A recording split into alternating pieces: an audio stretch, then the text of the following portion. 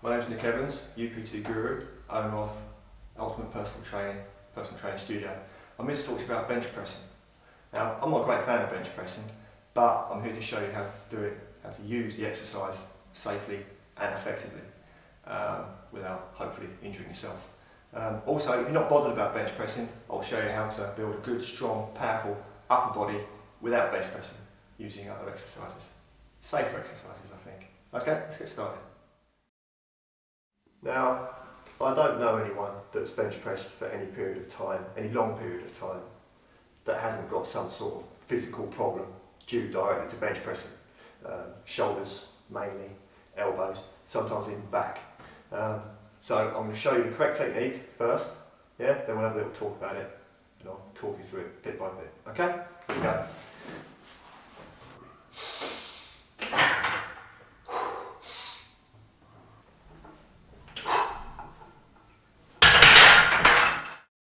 Okay, the first thing we look at are the feet.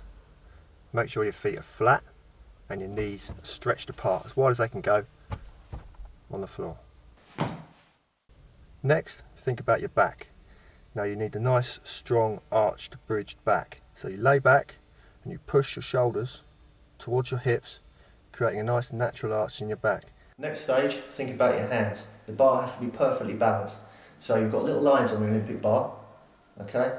Think about which fingers you want on the bar. Make sure they're the same finger in each hand, okay? Otherwise you'll be wonky. I like the second finger in from the thumb, okay? But if you've got very short arms, you might want to be little finger on the line. Okay, so now you've got your position. Your feet's flat on the floor, your back's arched, your abdominals and your lower back, your core is all nice and strong. You've decided where your fingers are. You take some deep breaths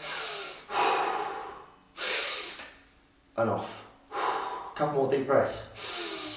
Into the nose, you hold, you lower to your chest, you hold for a quarter of a second, then you blast back up, exhaling in the top half of the movement, not from the very bottom, the top half of the movement. Then, when you're finished, your arms locked out, you place the bar back on the rack.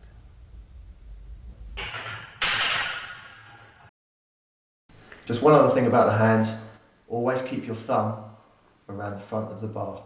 It prevents rolling out, okay? More experienced can have like so, right? But beginners to intermediates, always have your thumb around the front of the bar. That's how you do your bench press.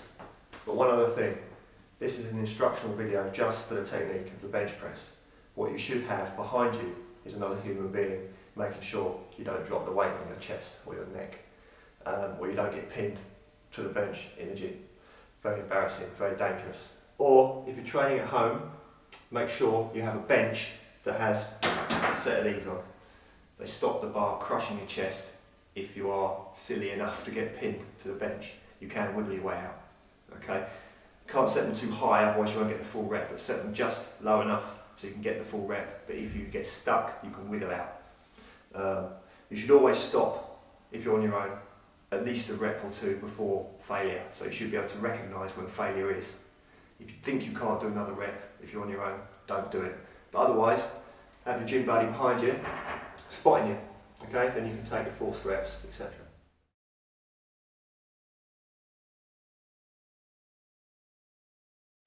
Okay, we looked at the bench press, the do's and don'ts. If you want a bench press, that's how you do it. Obviously, get advice in the gym, okay?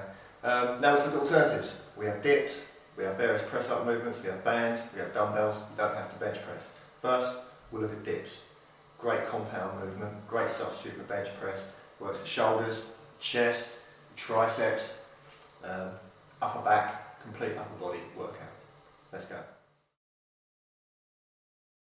First thing you do, you get yourself set on the bars.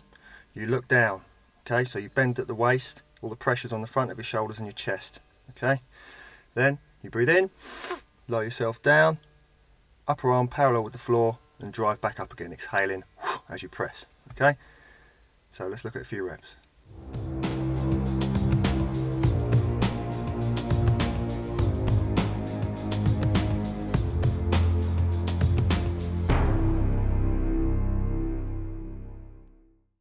One thing to remember though, if you're doing them for higher reps, you know, don't take the first initial sets to failure, because it will destroy your set, it will destroy your workout. Okay, so always stop at least a rep before you fail. Another great exercise for your chest, flies, dumbbell flies. Again, it's not a particularly heavy exercise, but it's a great exercise to superset with dips. When you dip, you exercise the mid to lower chest. It's a great all over chest exercise, but it does isolate the lower chest. So supersetting it with incline flies, you get a complete chest workout, and flies don't involve the triceps. So your arms are relatively fresh when you come to do the flies. And with breathing, same with all pressing exercises. Inhale at the top, lower the weight, exhale as you press. Try not to start exhaling right at the bottom of the movement. Get halfway up then, exhale. So in at the top, exhale when you press. Now let's look at press ups. Lots of different ways you can do press ups. Very simple exercise, most people know how to do them. You can do them wide grip, wider than your average hand position, which involves the shoulders less and the chest a little more, which makes them a little bit harder. Then you can do the standard width press up, great upper body compound movement. Then you can do shoulder width press ups. Just have your hands shoulder width, tuck your elbows in to your sides, don't have your elbows flailing outwards. And you can do narrow with your hands touching. Again, elbows right in, don't have them flailing out because it puts too much pressure on your elbows. Touch your chest on your hands and drive up. Again, very simple, great chest movements. Okay, then you've got the medicine ball. Various different exercises you can do with that. As you can see here, you can do the static press up with one hand on the ball, do 5, 10, 15, 20, however many you want to do. Roll it to the other side, do it again. You can do rolling press ups. You do one rep, roll it to the other side, do another rep, roll it to the other side, and so on. You can touch your chest on the ball, doing little partial reps.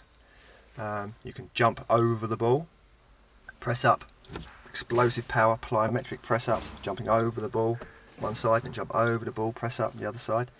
And you can do the depth press up, depth jump, the plyometric press up, where you have your hands close to the ball and you explode up, boom, hands on the ball. To make it even harder, you can explode up, put your hands on the ball and do another press up while you're on the ball, and then jump back down and so on. Lots of different ways you can utilise a medicine ball to make a good, strong, explosive chest. And then you've got bands.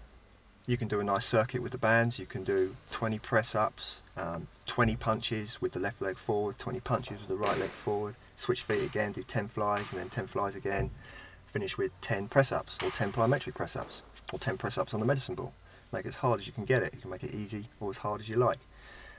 Great way to build explosive strength. I mean, I've taken people that have been very strong with a bench press, not bench pressed them for a month, take them back to bench pressing, and they haven't lost anything, just due to maintaining and building explosive power using bands on the wall and medicine balls. You know, you don't have to bench press.